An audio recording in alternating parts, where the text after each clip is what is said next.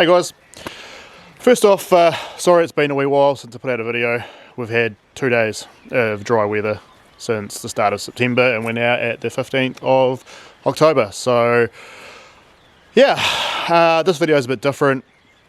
I'm talking through everything that I've done since I fitted out the motors. So didn't want to bore you guys with another just sped up of me fitting out something. So the boat's pretty much ready to hit the water and do some testing, so that'll be coming very shortly. The video following this one is going to be building my outriggers, so you guys can see how I've turned some cheap, basically, yeah, cheapest I could buy outriggers into proper tensioned, rollered outriggers. So yeah, that's coming up next, but hope you guys enjoy this one. As I say, it's just a bit of a talk through, and check out at the end as well, I do a bit of a demo of my underwater lights and my internal lights. And if you guys want to check out what I'm using for the internal lights, I'll drop a link in the description below, so you guys can check them out, what I'm using. So yeah, hope you guys enjoy, and we'll catch you guys really soon for the next one. Cheers guys.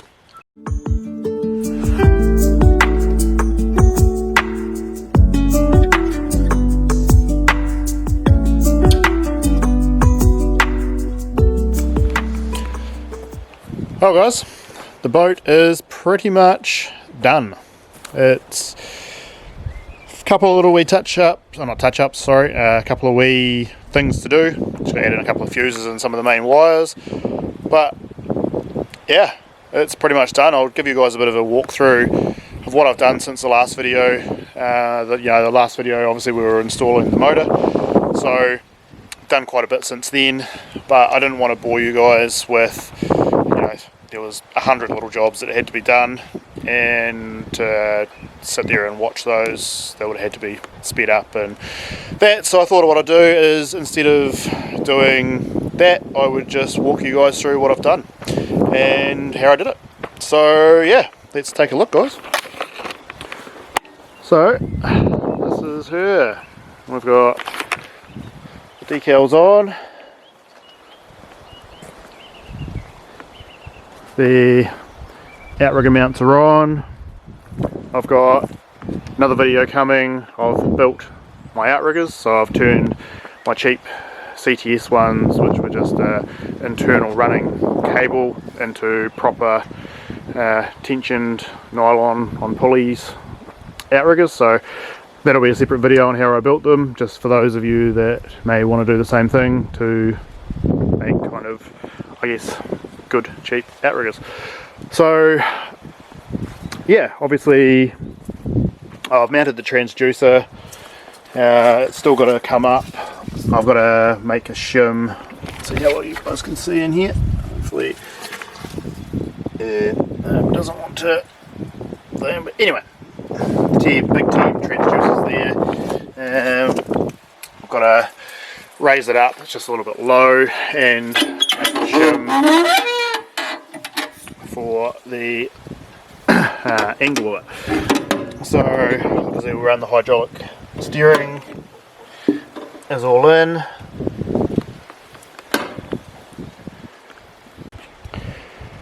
Sorry about that guys, I don't know. There we go, now it's actually working. Right, sorry. Yeah, got my isolator switch. So it's got, obviously, first click is just house only, second is house and start, and then I've got parallel for if my start battery gets flat.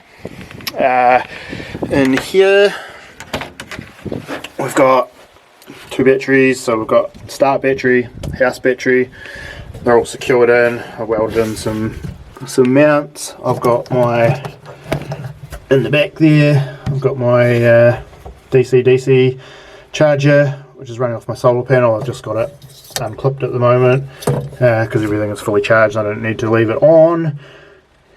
And then in the back over here, I've got my isolator and obviously the back of my switch panel for my batteries. So yeah, still got to do a little bit of cable management in here, just in terms of all this stuff. So that's my module controller for my deck lights. temperature up in here. I've still got to run get some 3M the sticky cable ties. So they're all in and all working. For the end of this, I'll do a bit of a sort of show of all the lights in action. So yes, I've run all those, hooked all them up. We've got, if we move into the cab in here, sorry, I've still got a bit of junk everywhere, but I've mounted, so I've got some speakers that I've mounted in. I've also got my VHF, which was just an old Uniden I had laying around. The internal speaker had malfunctioned, so that wasn't working. So this is just an old metal detecting speaker that I had that used to just plug into my metal detector, and I just use that as the external speaker and it works sweet. I've got my stereo, obviously hooked into the speakers, my underwater light controller, which is very simple. This was $10 on AliExpress. Does the job, and again, go through all that tonight once it's actually dark and you guys can see. So obviously just got my engine gauges, put in this. This here, this is just a tablet holder through a rail blazer mount, which is just mounted to the edge of the dash here, and that's so obviously, again, I mentioned in other videos, the Frewza, this is a TZ Touch 2. I picked it up, as I say, I picked it up second hand with the TM transducer for, I think it was about $3,000 for the whole lot. But the maps, the marine maps, are terrible on Frewza. I don't know, there's probably going to be people out there that disagree with me, but yeah, basically I've had, my last boat, I had a Simrad Evo 3, and the maps on that were next level compared to what you can get on this. So I contacted the Frewza agents because I was like, yeah, the maps, the detail in terms of the contour lines and stuff was just next to nothing. Like, I've fished Jackson's Bay since I was knee high to a grasshopper, and I know that my Simrad was pretty accurate in terms of where it said there was holes and rocks and all that kind of thing, where there was just none of that detail on this. So I contacted Frewza. They basically said that, oh no, that's just, you know, their maps, all the other ones that like CMAP and everything use, are just, the areas are just generated to make the contour lines and stuff, which that might be true, but I still found it on the Simrad really accurate, and it was just handy to know like where the trenches were and stuff, like when we were trolling, knowing where the trenches were, and it matched up with what my sounder was showing me in terms of depth anyway. So anyway, so yeah, so I was missing that off this, so this is basically going to become, this is just pure sounder. I will save my waypoints to it still, just because I've got them, but I'm going to run my tablet. So I've just got my tablet, which I've had for God knows how long, and that's got the CMAP app, which has got the anchor alarm and everything. So that'll be my maps, give me the shaded relief and all that. So yeah, so that'll be my maps, this will be my sounder, and yeah, so obviously put all this stuff in, and yeah, it was a lot of hours work by the time I put everything in, ran all the wiring, did all the cable management, and yeah, so it's even just running the likes of the hydraulic lines was a mission, and that, just hooking them all on, because you had to cut them to length and then put on the correct things. But yeah, she's pretty much a boat. I have my, so these are my two, oh, if I jump in under here, knocking down things. So as you can see in here, I've still got a bit more cable management to do, so it's not perfect in there, but I've got my two lithium batteries here hooked up in 24 volt, and that's for my Minn Kota. So I've still got to make a secure thing just so they can't move. I'm just going to rivet a bracket into here so it can't slide back, and then also so it can't move up, and it's sitting on the soft U-decking, so it's not sitting straight on the hard alloy. It's sitting, if that's going to focus, dead bit, hopefully. I don't know what's up with my camera at the moment. There we go. So we're sitting at 27.3 volts in there, and this is my little 12 to 24 volt charger, which runs off my house battery. So obviously, right, sorry about that, I just had to turn auto white balance on so it actually was changing. Alright, so sorry about that, guys. Yeah, so obviously, as you can see in here now that my camera's actually behaving, there's a lot of cable management I've still got to tidy up.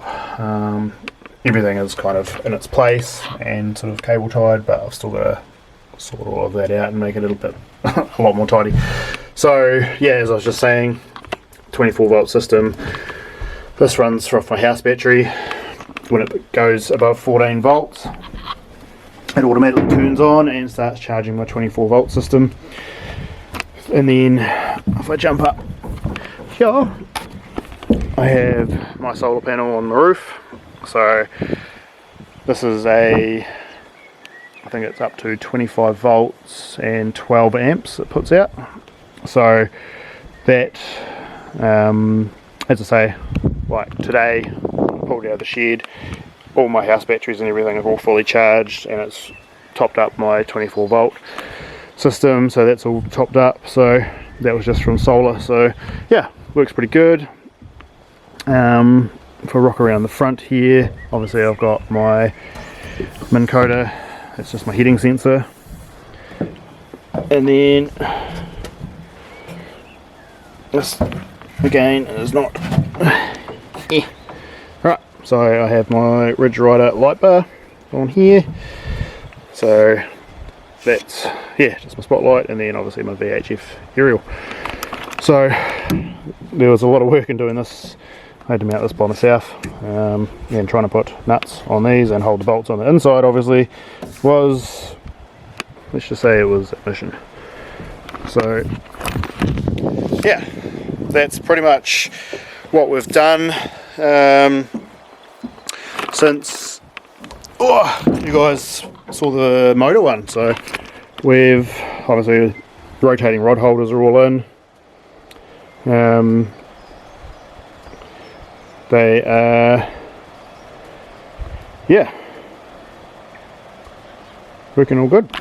So yeah, rotating rod holders, I've just got some little clamp on mounted ones here at the back, and drawers, I've still got to line all of these, that's soft closing drawers. So yeah, and then if we jump off, just about fall on my face, that's good. Yeah, so if we just come around this side, and then I've got my Minn Coda, so that's all hooked up. This is the mount that I built. I made this, well, this wasn't a factory Frewza mount, I made this myself, obviously before I painted. So yeah, and then obviously I've got just the Anderson plug which I've put on this, and then I've just got my little Anderson plug under here for hooking it up. So this is kind of her, guys. She's ready to do some water testing, so hopefully we've got a good day today. It's meant to come back and rain. Literally, we've we've had maybe 2 days of good weather since the start of September. So it is now what, October the 14th, 15th, somewhere around there. Yeah, so 2 days sunshine. So hence why my videos have been a little bit kind of, you know, haven't been able to get one a week out, which I wanted to try and achieve. So yeah, so guys, that's sort of yeah, bit of a tour around what I've done since the last video, since putting the motors on. So as I hope you guys enjoyed that. I just thought that was going to be a little bit better than trying to show you guys every single little thing. Like, I mean, there was days and days and days and days of work just running cables, hooking up things like the hydraulic steering, even just putting things like the outrigger brackets on. All takes time, and as I say, like, instead of just doing a sped up montage, I mean, if you guys want to see that, let me know in the comments and I can throw together a video of all the stuff, because I did record it all, but I just wasn't sure, you know, you guys are probably sick of watching fast forwarded videos and stuff. So yeah, so anyway, hope you guys enjoyed that. It was a bit of a walk around of everything that I've done, and now I'll show you guys what it looks like at night time with the underwater lights, and yeah, check it all out together. Cheers guys, and see you guys soon.